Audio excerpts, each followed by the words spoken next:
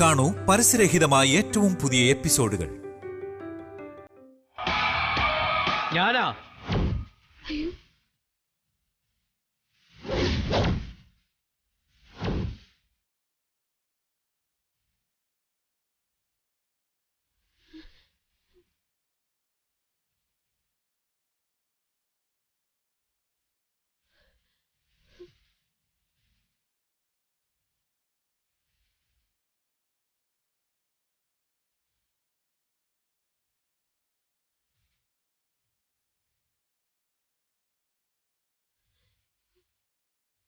നീ ആരാടാ?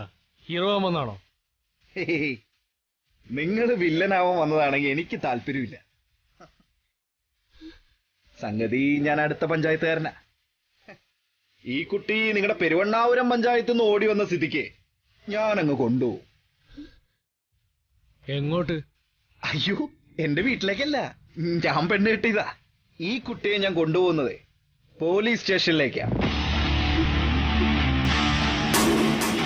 നിങ്ങൾ തമ്മിലുള്ള തർക്കങ്ങളൊക്കെ അവിടെ വെച്ച് പറഞ്ഞ് പരിഹരിച്ചാൽ മതി.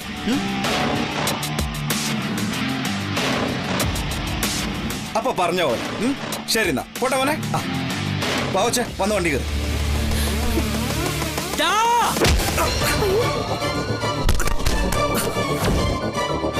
ഇവൻ ആവശ്യമുള്ള എന്താ കൊടുത്തേ? വരാൻ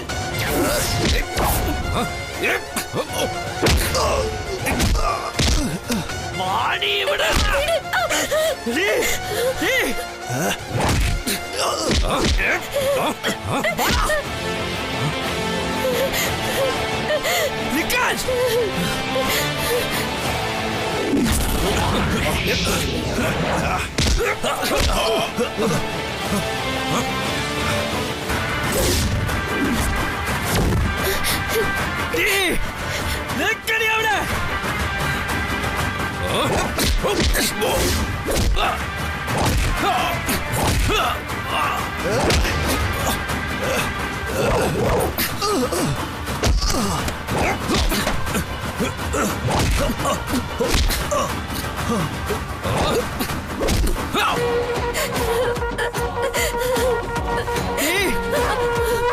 നിന്നെ വിടില്ലടി. നിൽക്കണേ അവിടെ.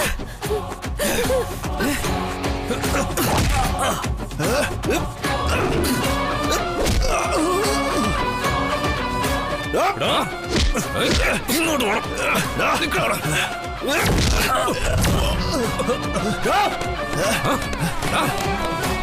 നിന്നെ വിടില്ലടി. നിൽക്കാൻ.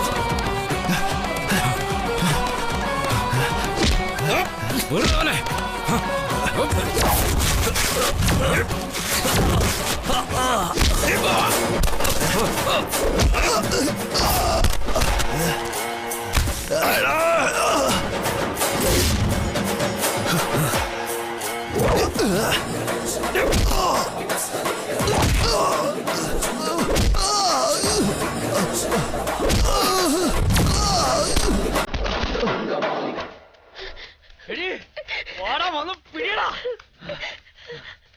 നിക്കടി അവിടെ.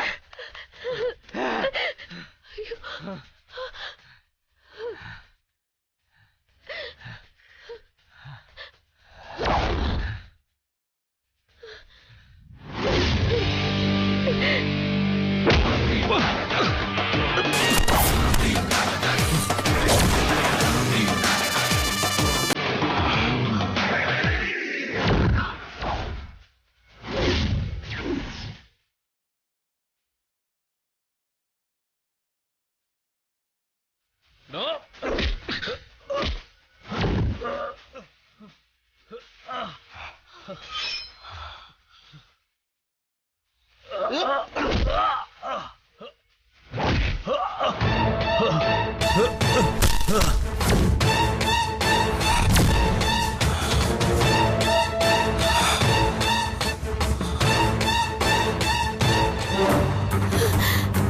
എവിടെയാണ് നീ ഓടുന്നേ?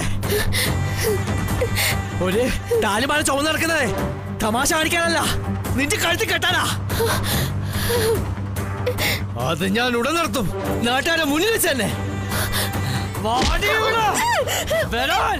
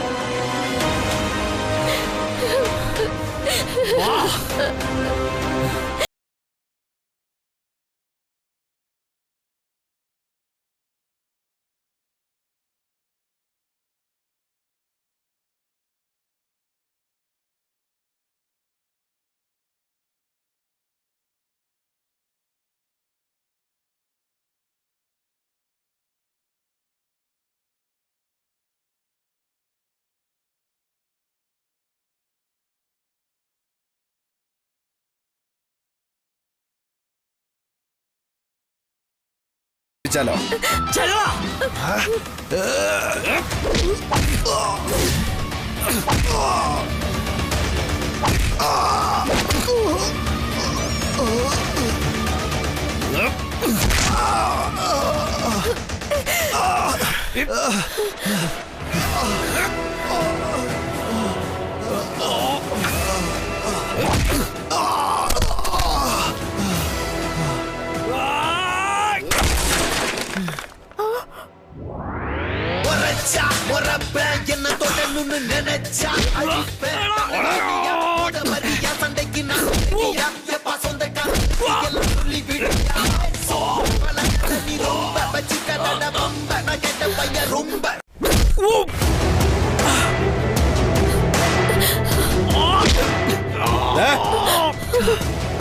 കുട്ടി പതുക്കെ അങ്ങ് നടക്ക്. ഞാനിത് ഫിനിഷ് ചെയ്തിട്ട് വന്നു. ചെല്ലേ.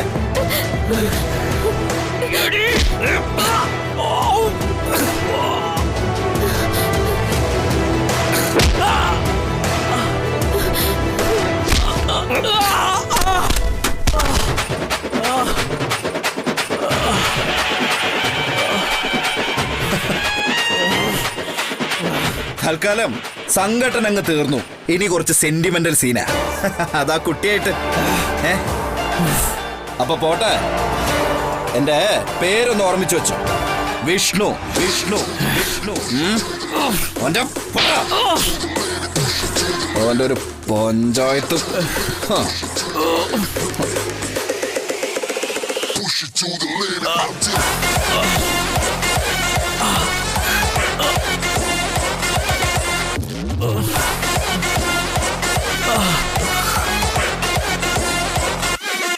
Madness.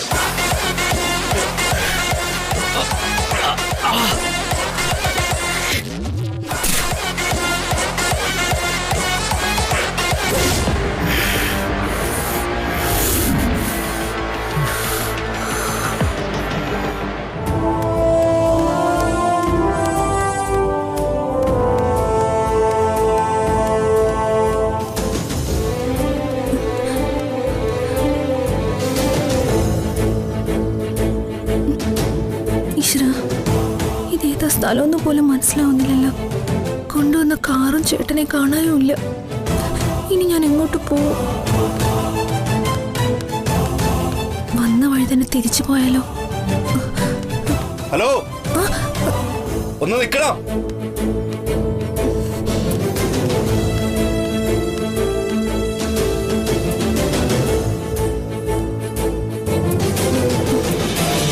അതെ, എന്താ നിന്റെ പേര്? ആരാ അവന്മാര്? എന്താ നിങ്ങൾ തമ്മിലുള്ള പ്രശ്നം? ഈശ്വര, എന്താ പറയേണ്ടതെന്ന് അറിയില്ലല്ലോ. എന്ത് പറഞ്ഞു എങ്ങനെ രക്ഷപ്പെടും? എടോ, ഇയാള് പേടിക്കണ്ട. ഞാനേ ഇയാളെ ഉപദ്രവിക്കാനെ കൊല്ലാനല്ല ചോദിക്കുന്നേ, കാര്യം അറിയാൻ വേണ്ടിട്ടാ. പറ, എന്താ പേര്? പ്രശ്നം എന്താന്ന് പറ. ഈശ്വര, സത്യം തുറന്നു പറഞ്ഞോ. സഞ്ജുവേട്ടനുമായോ സ്വാതി ചേച്ചിയായോ എന്തെങ്കിലും ബന്ധമുള്ള ആളാണെങ്കിലോ ഈ സാറ് അവരെ വീണ്ടും പ്രശ്നങ്ങളിലേക്ക് തള്ളിവിടുകയാവോ? ഞാൻ ലക്ഷ്മിയുടെയോ അമ്മുവിന്റെയോ ആരുടെ ജീവിതം ഞാൻ ഇനി ജീവിക്കേണ്ടത്? ഒന്നും പറയാനും കിട്ടുന്നില്ലല്ലോ. തന്നോടല്ലേ ചോദിക്കുന്നേ? വാ തുറത്ത് എന്തെങ്കിലും മൊഴിയെന്ന് എത്ര മടി? എനിക്ക് പോണം, ഉപദ്രവിക്കരുത്.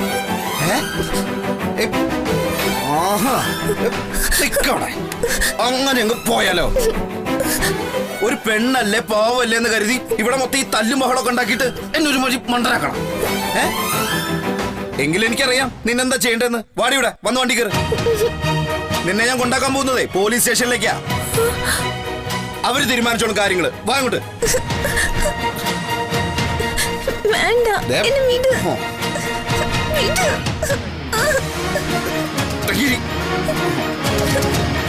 ഒന്ന് വിട്.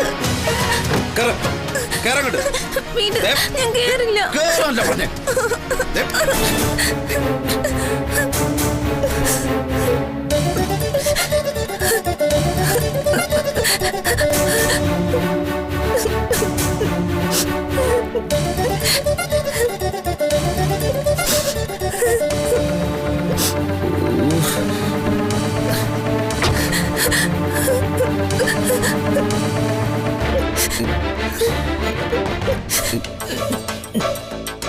അതെ, ഇയാളെന്തിരീ കരയുന്നേ?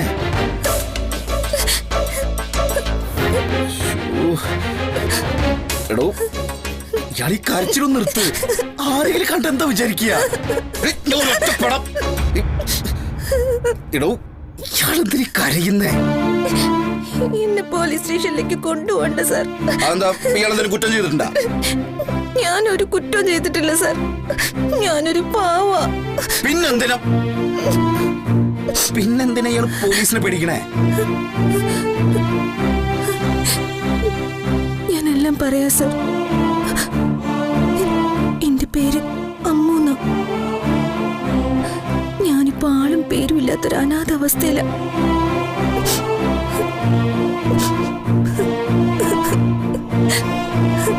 അനാഥാലയത്തിൽ നിന്നും 7ാമത്തെ വയസ്സിൽ ഒരപ്പൂപ്പനും അമ്മൂമ്മയും എന്നെ ദത്തെടുത്തു.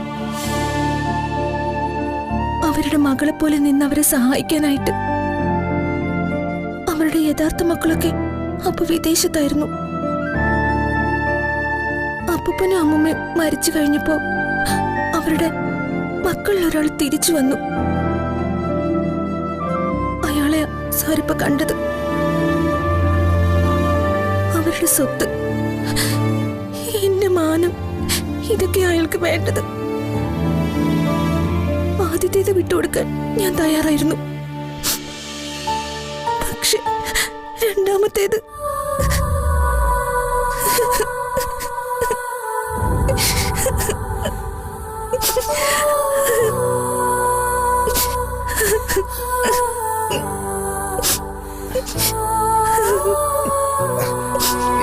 ശരി ശരി, കുട്ടി കരയണ്ട, എനിക്കെല്ലാം മനസ്സിലാവുന്നുണ്ട്. എന്തായാലും ഇതിനുള്ളൊരു ബെസ്റ്റ് പരിഹാരം പോലീസ് സ്റ്റേഷൻ തന്നെയല്ലേ? പിന്നെന്തിനാ ഇയാൾ പോലീസിനെ പിടിക്കുന്നേ? പോലീസിനെ കൊണ്ട് എന്ത് ചെയ്യാൻ പറ്റും സാർ? രാവും പകലും എനിക്ക് കാവലിരിക്കാൻ പറ്റൂ?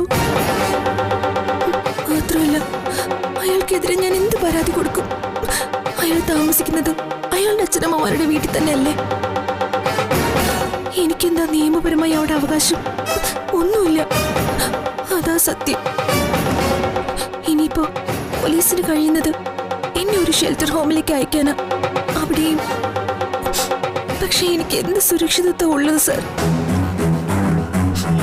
പോലീസിലും രാഷ്ട്രീയക്കാർക്കിടയിലൊക്കെ അയാൾക്ക് നല്ല സ്വാധീനമുണ്ട്. ഒരു പൂച്ചക്കുഞ്ഞിനെ തൂക്കിയെടുക്കുന്നത് പോലെ അയാൾക്ക് വീണ്ടും എന്നെ കൊണ്ടുപോകാൻ പറ്റും. ഇപ്പൊ സാറ് വന്നത് കൊണ്ട് മാത്രമാണ് ഞാൻ. ഇനിയും ഇതുപോലൊരു സന്ദർഭം വന്ന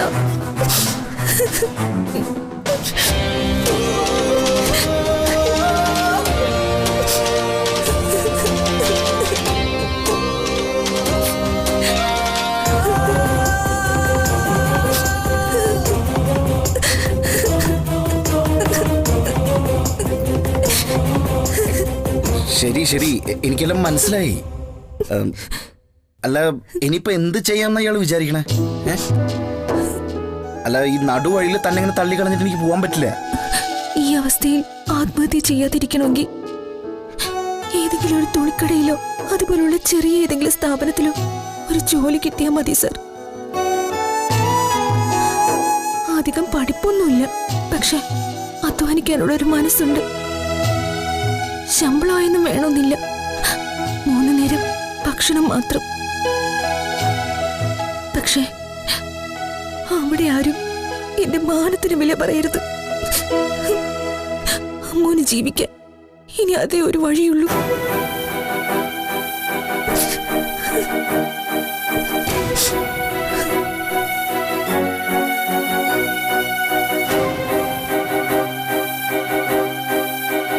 ജോലി അതിപ്പോ തൽക്കാലത്തേക്കെങ്കിലും തന്നെ പോലെ ഒരാൾക്ക് പറ്റിയ ജോലി എന്ന് പറഞ്ഞാൽ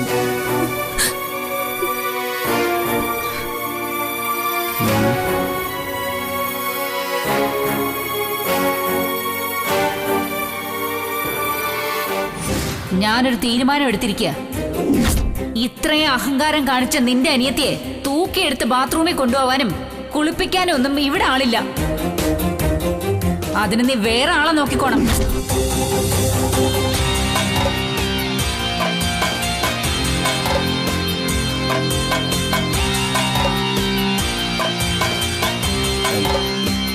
താനേ താൻ വന്ന് വണ്ടിക്ക് വാ, നമുക്കേ ഒരിടം വരെ പോവാം. എവിടേക്ക്? ഇയാള് പേടിക്കണ്ട, എന്തായാലും പോലീസ് സ്റ്റേഷനിലേക്കല്ല, പോരെ. എനിക്ക് തന്നെ പോലെ ഒരു അനിയത്തിയുണ്ട്, പ്രീതി.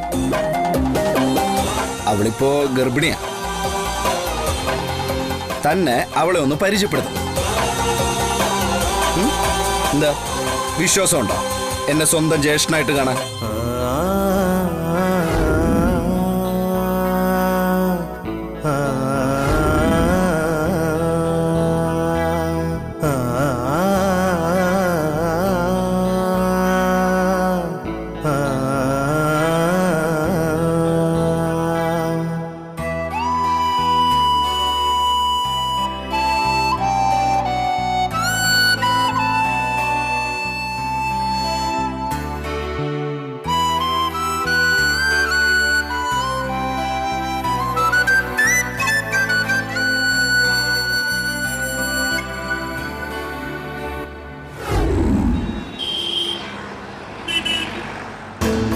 നാട്ടിലെ റേഞ്ച് പ്രോബ്ലം ഉണ്ടെന്ന് എനിക്ക് വിശ്വസിക്കാൻ പറ്റുന്നില്ല.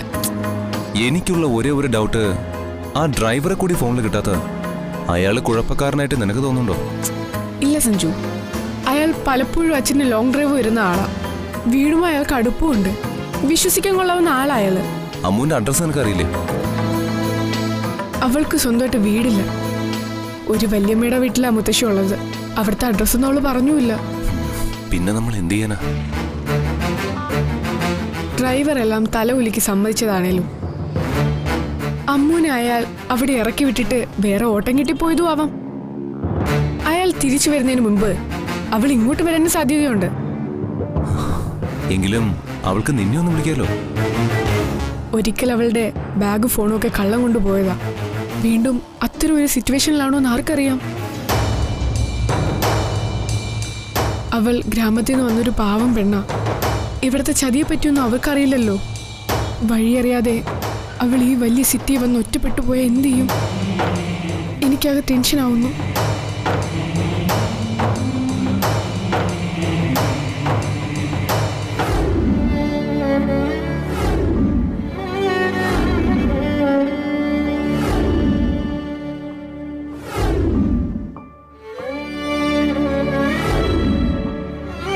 സഞ്ജു, അവൾക്ക് എന്തു പറ്റിയെന്ന് എനിക്കറിയണം.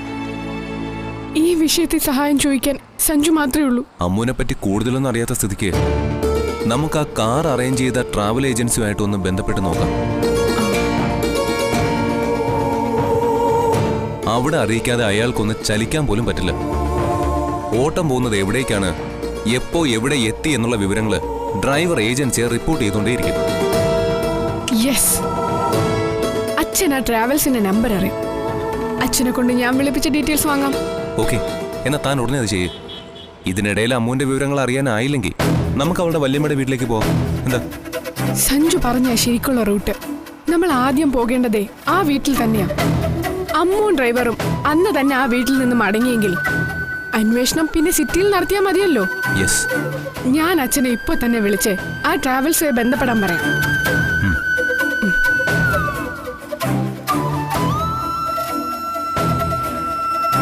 ഹലോ അച്ഛാ.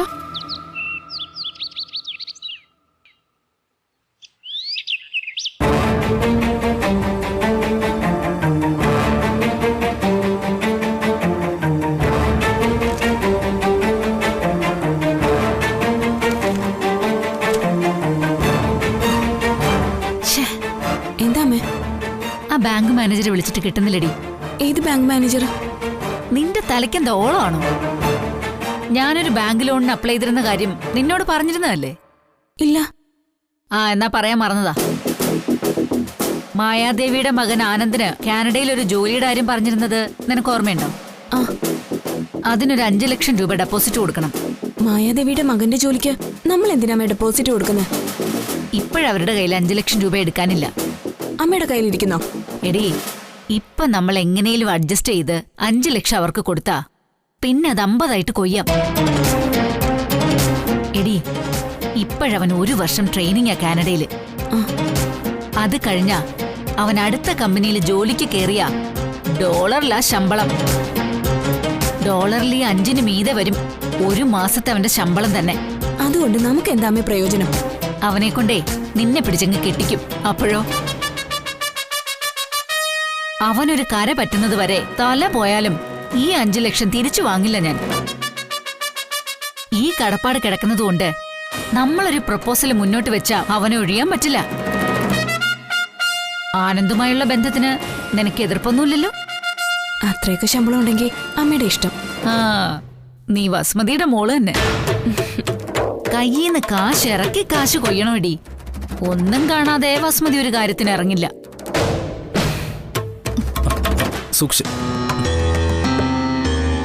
എന്തിനാ പ്രീതി താഴെ പോയിരിക്കുന്നത്? കിടന്നു മടുത്തു ഏട്ടാ. നാണം കിട്ടവൻ. പെമ്പ്രന്നോത്തി ഒന്ന് വീണൂന്ന് കേട്ടപ്പോഴേക്കും ജോലി പോലും പാതി വഴിയിലിട്ടിട്ട് പാഞ്ഞു വന്നേക്കുന്നു.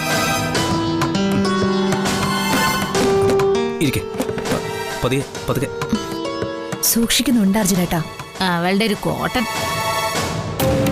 ഓ, പിന്നെ പൊന്നല്ലേ.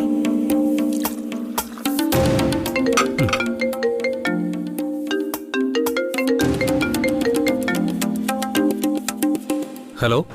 സാർ ഇപ്പോൾ വീട്ടിലുണ്ടോ? ഉണ്ടല്ലോ. ഞാൻ വന്നാ സാറിനൊന്ന് കാണാൻ പറ്റുമോ? മോഹൻദാസ്, നീ കാര്യം എന്താന്ന് വെച്ചാ പറ. കാര്യം ഞാനത് വന്നിട്ട് പറയാം. നേരത്തെ നമ്മൾ സംസാരിച്ച കാര്യം തന്നെയാണെങ്കിൽ മോഹൻദാസ് ഇങ്ങോട്ട് വരണമെന്നില്ല. വഴിവിട്ടൊന്നും ചെയ്യാൻ എന്നെ കൊണ്ട് പറ്റില്ല. ഇവിടെ ഒന്നും അല്ലെങ്കിൽ ഇയാള് ഒരു പോലീസുകാരനല്ലേ? സാറ് ഞാൻ പറയുന്നതൊന്ന്. വേണ്ട, ഇയാൾ ഒരു കാര്യങ്ങൾ ഇങ്ങോട്ട് പറയണ്ട. നിയമം ലംഘിച്ച കാര്യങ്ങൾ ചെയ്യാൻ ഇയാൾ എന്നെ കൂട്ടു നിൽക്കുക. Hello sir.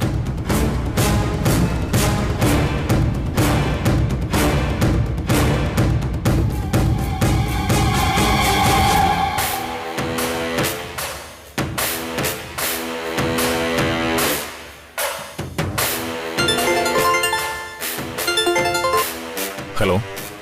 കിട്ടി. എന്തായി ദേവൻ സാറേ? ഒരു രക്ഷയും തോന്നുന്നില്ല വസുമതി മാഡം. ഡയറക്ടർ ബോർഡ് യോഗം നടന്നുകൊണ്ടിരിക്കുക. ബോർഡ് അംഗങ്ങളെല്ലാം നിങ്ങൾക്ക് അനുകൂലമാണ്. പക്ഷേ ചെയർമാൻ മാത്രം ഉടക്കി നിൽക്കുക.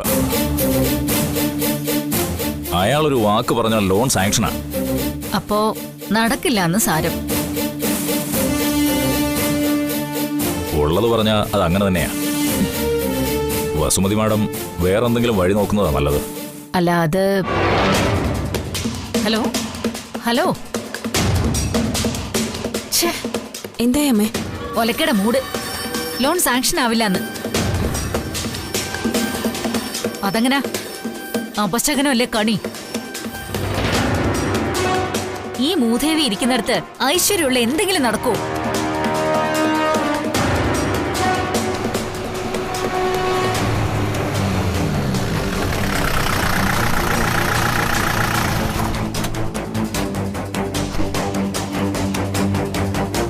ഇറങ്ങിക്കോ. പേടിക്കണ്ട, ഇതെന്റെ അനിയത്തി വിവാഹം കഴിച്ചുകൊണ്ടുവന്ന വീടാ.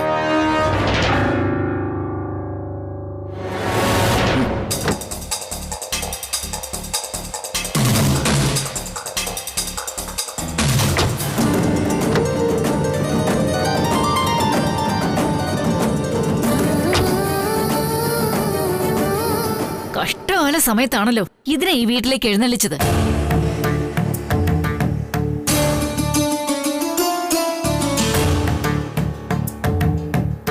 ഈ വീട്ടിലേക്ക് നീ എന്നാണാവോ മഹാലക്ഷ്മി ഒന്ന് കേറുന്നത്?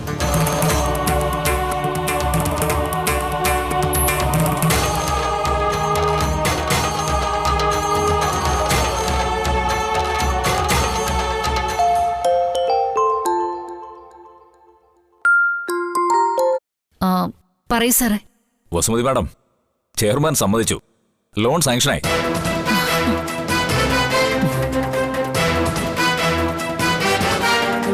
ഇനി ടെൻഷൻ വേണ്ട, എപ്പോ വന്നാലും എമൗണ്ട് ട്രാൻസ്ഫർ ചെയ്യാം. പ്രൊസീജിയറൊക്കെ ഞാൻ വേഗത്തിലാക്കാം. നിങ്ങൾ തന്നെ പറയാറുള്ളത് പോലെ വീട്ടിലേക്ക് മഹാലക്ഷ്മി വന്ന് കയറിയെന്ന് ചുരുക്കം. ശരി സാർ, വളരെ ഉപകാരം.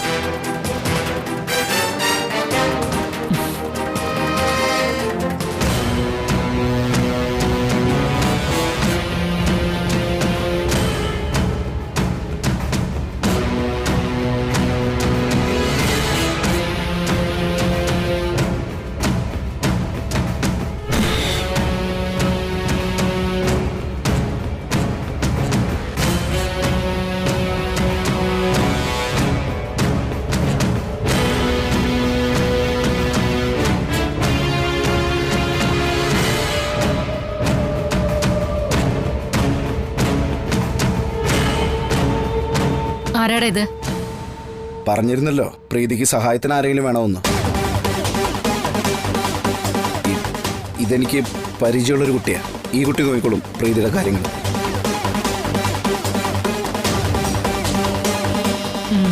കയറി വാ.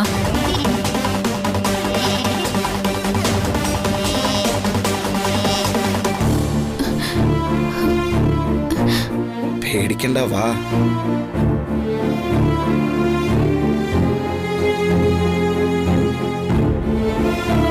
നിനക്ക് നന്നായിട്ട് അറിയാവുന്ന ആളാണല്ലോ അല്ലേ? ഇവൾ ഇവിടുന്ന് കാശ് അടിച്ചു മാറ്റുകയോ എന്തെങ്കിലും കന്നന്തിരിവ് കാണിക്കുകയോ ചെയ്ത അതിന്റെ സകല ഉത്തരവാദിത്വവും നിനക്കായിരിക്കും.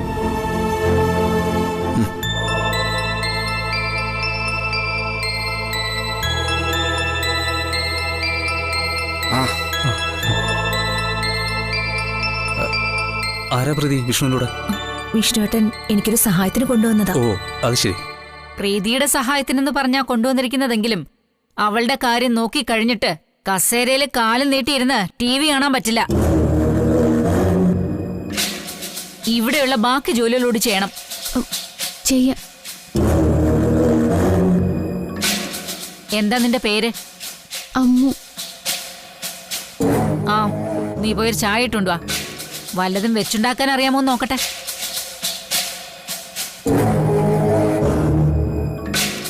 ദാ അവിടെയാ കിച്ചൺ. നീ കിച്ചണിൽ പോയി കാര്യങ്ങളൊക്കെ ഒന്ന് കാണിച്ചു കൊടുക്ക്.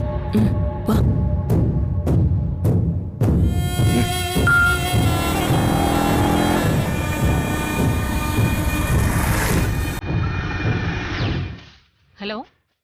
ആ അതെ.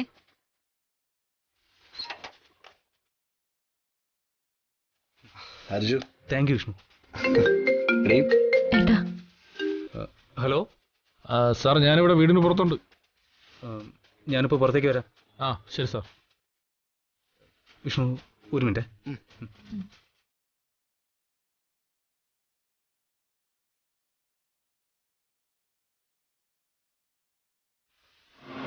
ആരായേട്ടാ ആ കുട്ടി? അതൊക്കെ ഒരു കഥയാ.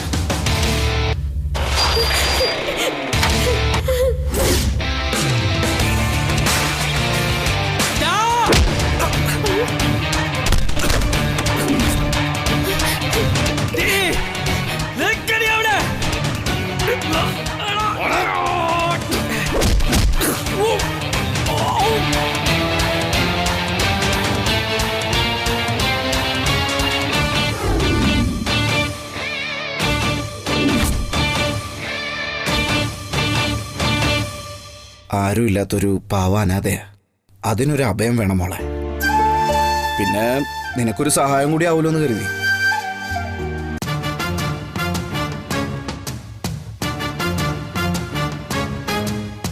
സാറേ, ആ പീഡന കേസിലെ പ്രതി ഭരണകക്ഷിക്ക് സ്വാധീനമുള്ള നേതാവാണെന്ന് അറിയാലോ. ഇരയ്ക്ക് വേണ്ടി ഹാജരാകുന്നത് സാറാണല്ലോ. സാറൊന്ന് മനസ്സ് വെച്ചാ എത്ര ലക്ഷം വേണമെങ്കിലും നമ്മുടെ നേതാവ് തരും. നടക്കില്ല മോഹൻദാസേ.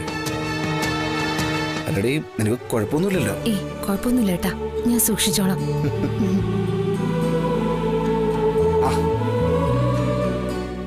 ഇതാണ് എന്റെ അനിയത്തി പ്രീതി.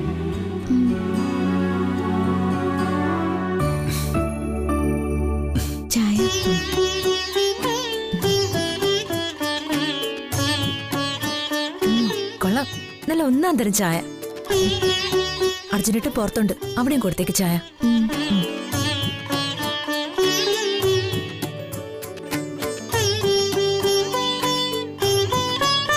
പാവം കുട്ടി. ഒരു രക്ഷയില്ലെന്നാണോ സാർ പറയുന്നത്? സാറേ, ഇതുപോലൊരു ചാൻസ് ലൈഫിൽ വല്ലപ്പോഴൊക്കെ കിട്ടും. മോഹൻദാസേ, വീട്ടിൽ വരുന്ന ആൾക്കാരോട് ഇറങ്ങിപ്പോവാൻ പറയുന്നത് എന്റെ സംസ്കാരമല്ല. അതുകൊണ്ടാണ് നിങ്ങൾ ഇപ്പോ ഇവിടെ ഇരിക്കുന്നത്.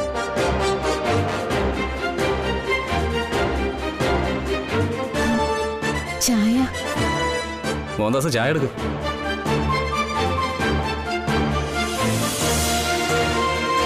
ഏതാ സാറേ ഈ കുട്ടി?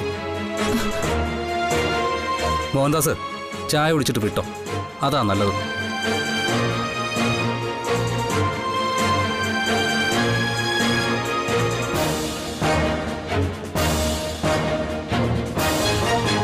അങ്ങനെ ഞങ്ങൾ കുറെ സാഹസമൊക്കെ കഴിഞ്ഞ് ഇവിടെ എത്തി.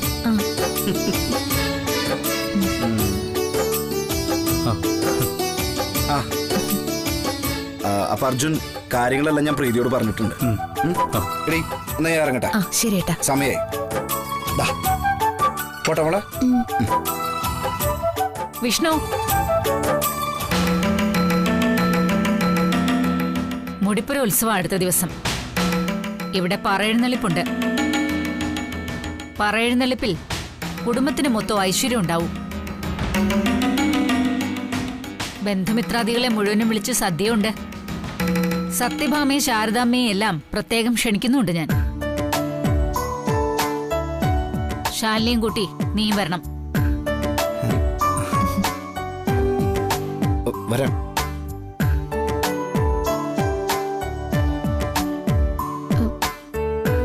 ചായ. ഹലോ, അതെ, ഇങ്ങൊന്ന്. ഇവരോട് ഞാൻ കാര്യങ്ങളൊക്കെ പറഞ്ഞിട്ടുണ്ട്. ഇവര് നോക്കിക്കോളൂ ഇയാളെ. പിന്നെ ആ വസുമതി ആന്റി കുറച്ച് പരിക്കനായിട്ടൊക്കെ പെരുമാറിയിരിക്കും. പഴയ ആൾക്കാരല്ലേ, അത് കാര്യാക്കണ്ട. പിന്നെ എന്തുണ്ടെങ്കിലും പ്രീതിയോട് പറഞ്ഞാൽ മതി. അതൊന്നും സാരല്ല ഏട്ടാ. എന്നാ പിന്നെ ഞാൻ ഇറങ്ങട്ടെ. എടീ, ഞാൻ ഇറങ്ങാം. അർജുൻ,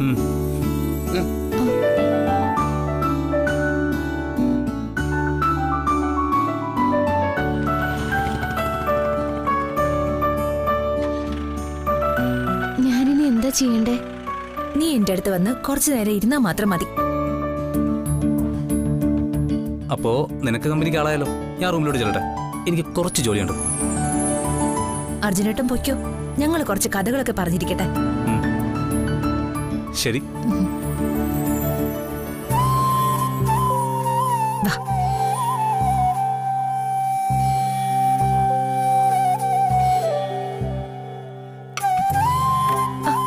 വാ, ഇവിടെ വന്നിരിക്കെ. അതവിടെ വെക്കേ. വിഷ്ണുവേട്ടൻ നിന്റെ കഥകളൊക്കെ പറഞ്ഞു. ഇനി നീ പേടിക്കണ്ട. നിന്റെ ചേച്ചി തന്നെയാ ഞാൻ. ഇവിടെ നിന്നെ ഉപദ്രവിക്കാൻ ആരും വരില്ല.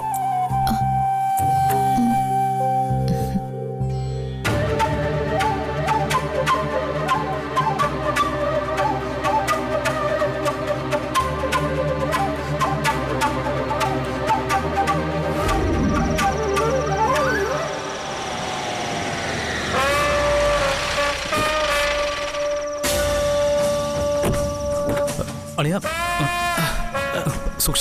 അർജുന, അയ്യോ നരേന്ദ്ര, നരേന്ദ്രൻ എന്ത് പറ്റി? ആരുടെ കൈ നടി വാങ്ങിച്ചിട്ട് വന്നാന്ന് മനസ്സിലായില്ലേ? നിർത്തണം. നരേന്ദ്രന്റെ നേരെ കൈവക്കാൻ ആരാടാ ഉള്ളത്? ഇതെന്തോ ആക്സിഡന്റ് പറ്റിയതാ. ഇവനിത് എന്ത് പറ്റിയതാടാ? ഞാൻ അളിയനെ മുറി കൊണ്ടിരുത്തട്ടെ. നടക്കളിയാ.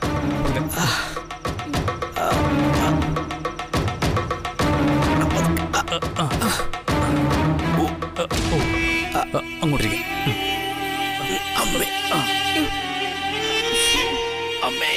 ഇത് ആക്സിഡന്റ് ഒന്നുമല്ല, ആരോ നന്നായി കൈത്തരിപ്പ് തീർത്തു വിട്ടതാ. അവനെ ഞാൻ വെറുതെ വിടില്ല. നരേന്ദ്രൻ തമ്പിയോട് അവൻ മുട്ടിയിരിക്കുന്നത് വിടില്ല ഞാൻ അവനെ. ആരാടാ നരേന്ദ്രനോട് ഇത് ചെയ്തത്? ഞാൻ എങ്ങനെ അറിയാനമ്മേ? അളിയൻ വിളിച്ചപ്പോഴാണ് ഞാൻ കാര്യങ്ങൾ അറിയുന്നത്. ലച്ചുവിനെ പിടിക്കാൻ ഗുണ്ടകളെയും കൊണ്ടുപോയി പിന്നാലെ പോയതല്ലേ? നരേന്ദ്ര, എന്താ ഉണ്ടായെന്ന് പറ. ആ പെണ്ണ് വെട്ടിച്ച് കടന്നു കളഞ്ഞോ? അവളെ കൈ കിട്ടിയതാ, അപ്പോഴാ മറ്റൊരുത്തം വന്ന് ചാടിയത്. അവന്റെ മുമ്പിൽ പിടിച്ചിക്കാൻ പറ്റില്ല. കൂടെ വന്നവന്മാരൊക്കെ അടി തുടങ്ങിയപ്പോ ഓടിക്കളഞ്ഞു. സിറ്റിയിലെ കൈക്കരുത്തുള്ള ആമ്പിള്ളാരുണ്ടെന്ന് അളിയനിപ്പോ മനസ്സിലായില്ലേ? ലച്ചുവിനെ അന്വേഷിച്ച് അളിയനി പോവാതിരിക്കുന്നതാ അളിയന് നല്ലത്. അവൾ എവിടെങ്കിലും പോയി ജീവിച്ചോട്ടെ. അതിന് നരേന്ദ്രന്റെ ചിതയിലേക്ക് എടുക്കണം. ഇതൊക്കെ കൊണ്ട് എന്റെ വാശി കൂടിച്ചേ ഉള്ളൂ. നേരെ ഒന്ന് പൊള്ളന്നോട്ടെ, അങ്ങോട്ടേ ഞാൻ പോകും. അളിയനെ തല്ലി തോപ്പിച്ച് അവളെയും കൊണ്ട് പോയവൻ ആരാന്ന് വല്ല വിവരമുണ്ടോ? അവൻ ചില്ലറക്കാരനല്ല, സിറ്റിയിലേതോ ഗ്യാങ് ലീഡറാന്നാ തോന്നുന്നേ. ഏതവനായാലും നരേന്ദ്ര തമ്പി ആരാന്ന് അവൻ മനസ്സിലാക്കിയിട്ടില്ല. മനസ്സിലാക്കി കൊടുക്കുന്നുണ്ട് ഞാൻ. ചെല്ല്, ഇനിയുള്ള വരവേ ആംബുലൻസിലായിരിക്കും. ലച്ചുവിനെ രക്ഷിക്കാൻ ദൈവം ആരെങ്കിലും അയക്കും. ദൈവം വിചാരിച്ച പോലും നരേന്ദ്രന്റെ കയ്യിൽ നിന്ന് അവളെ രക്ഷപ്പെടില്ലടാ. വേട്ടയാടി തന്നെ ഞാൻ അവളെ പിടിക്കും. എത്ര ദൂരം വരെ അവൾ ഓടുന്നു ഞാനൊന്ന് കാണട്ടെ. ഏത് മഹാഭാവിയാ നരേന്ദ്രനെ ഈ പരുവത്തിലാക്കിയത്? മുത്തശ്ശിയുടെ ചിത കെട്ടടങ്ങും മുമ്പേ നരേന്ദ്രൻ അവളുടെ പിന്നാലെ ഓടേണ്ട വല്ല കാര്യം ഉണ്ടായിരുന്നോ? പേടിപ്പിക്കാതിരുന്നെങ്കിൽ സഞ്ജയനം കഴിയുന്നവരെ ലച്ചു ഈ വീട്ടിലുണ്ടായേനെ. നരേന്ദ്രൻ അത് പോരായിരുന്നല്ലോ. ചിത അണയും മുമ്പേ മണിയറ ഒരുക്കാനായിരുന്നു തിടുക്കം. ഇനി ലച്ചുവിന് ഇങ്ങോട്ട് വരേണ്ട ഒരു ആവശ്യവും ഇല്ല. ആരും അതിനുവേണ്ടി കാത്തിരിക്കുകയും വേണ്ട.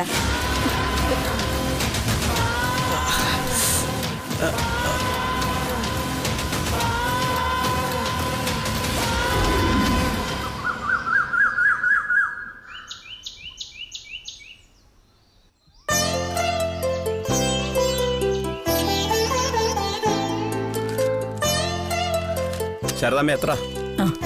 40.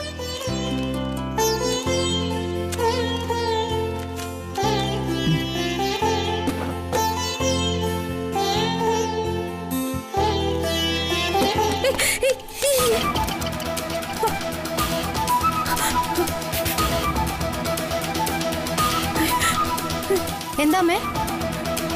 ഒരു പല്ലി. അത് പോയില്ലേ? പോയി, പക്ഷെ എനിക്കെന്തോ ഒരു ദുസൂചന പോലെ. എന്തോ ആപത്ത് ഇവിടേക്ക് കടന്നു വരുന്നു എന്നൊരു തോന്നല്. തുടങ്ങി. അമ്മ അമ്മയുടെ പാട് നോക്കി പോയെ. ശാരദാമ്മേ, അരിപ്പൊടി തീർന്നു. വറ്റൽ മുളകും വാങ്ങിക്കണം.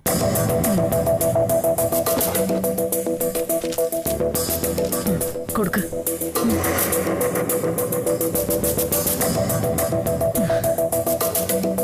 പോയിട്ട് വാ ചേച്ചി.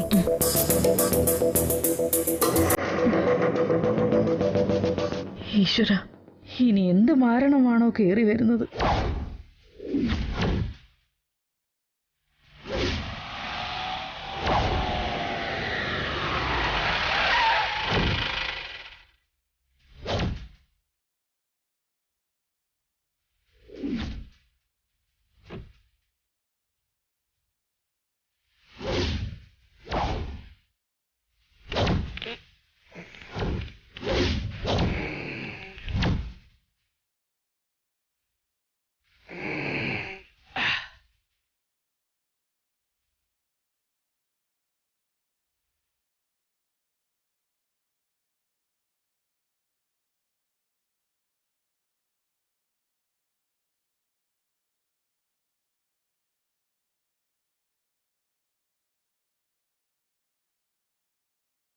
ഹോട്ടൽ കുടുംബശ്രീ.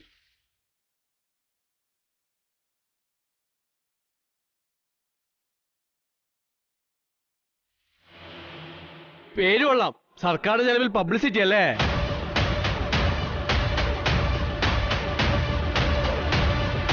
അല്ല, വായിക്കാൻ പത്രമൊന്നുമില്ല ഇവിടെ. ഇങ്ങനത്തെ കോഞ്ഞാട്ട ഹോട്ടലിൽ വരുമ്പോ ഒരു പത്രം മെഴുക്ക് പിടിച്ച് എവിടെയെങ്കിലും കിടക്കേണ്ടതാ. ഈ നക്ഷത്രം കെട്ടിതൊക്കെ ഹോട്ടലാണെങ്കിലേ റാക്കിൽ ഇങ്ങനെ അടുക്കി വെച്ചേക്കുമായിരിക്കും. സോറി സർ, ഇതൊരു ചായക്കടയാ, വായനശാലയല്ല. അത് സാറിനെന്താ കഴിക്കാൻ വേണ്ടേന്ന് വെച്ചാ അത് നോക്കായിരുന്നു. കടുപ്പം കൂട്ടിയൊരു ചായ, മധുരം കുറച്ചു മതി. ഷുഗർ ഉള്ളത് കൊണ്ടൊന്നല്ല, അതാ ഈ നരേന്ദ്രന്റെ ഒരു സ്റ്റൈല്. ശ്യാമേ, മധുരം കുറച്ച് കടുപ്പം കൂട്ടിയൊരു ചായ. ശരി.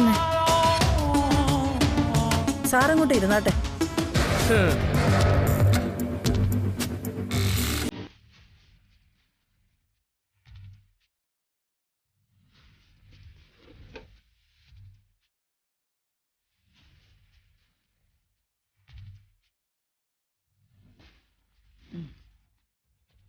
ഏതായാലും സാറ് പറഞ്ഞ പോലെ ഇതൊരു കോഞ്ഞാട്ട ഹോട്ടലാ. നക്ഷത്രമൊന്നും കെട്ടി തൂക്കിയിട്ടുമില്ല. പക്ഷെ ഒറ്റ കാര്യത്തില് സാറിന് ഞാനൊരു ഉറപ്പ് തരാം. ഇവിടുന്ന് ഭക്ഷണം കഴിച്ചവരാരും പെടഞ്ഞു വീണ് മരിക്കില്ല. ഇവിടെ ഉള്ളവരുടെ ഭക്ഷണത്തിലും ഇവിടെ ഉള്ളവരുടെ മനസ്സിലും മായം കലർത്തിയിട്ടില്ല എന്ന് സാരം. ആണോ? പഞ്ച് ഡയലോഗൊക്കെ ആണല്ലോ. നിങ്ങളാണോ ഈ ശാരദാമ്മ? കുടുംബശ്രീ ശാരദ? അതെ. അതാ ഇത്രക്കും വീര്യം. ഏതായാലും എനിക്ക് നിങ്ങളെ കൊണ്ടൊരു ആവശ്യമുണ്ട്.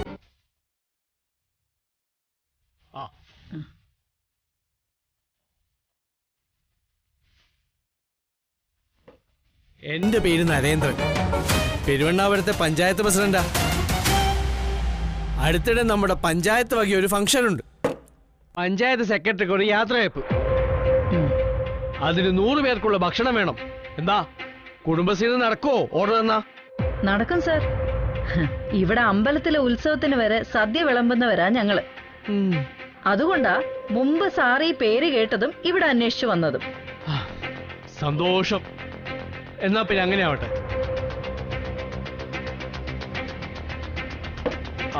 ചായക്ക് എത്രയായി? 10 രൂപ.